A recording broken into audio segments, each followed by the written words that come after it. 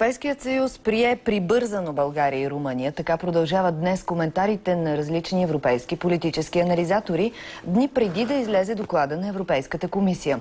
Анализаторите са провокирани от политическата ситуация в двете страни, а у нас главно заради уволнението на съдия Мирослава Тодорова.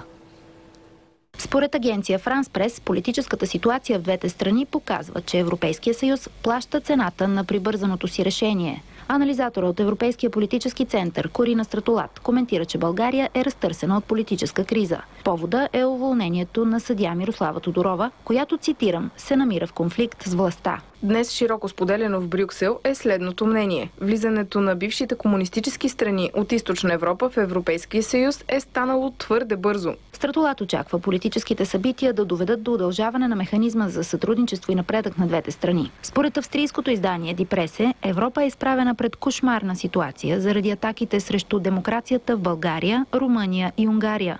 В трите страни се действало на принципа "който не е с нас, е против нас". След като вземат властта или сформират коалиция, партиите взимат всички ключови постове за отрицателно време, от председателя на Конституционния съд до ръководителите на статистическите институции. По този начин те се опитват да циментират тази хватка на властта колкото е възможно най-дълго време. France Press и Die Presse прогнозират, че политическата ситуация в трите страни ще отложи присъединяването ни към шенгенското пространство.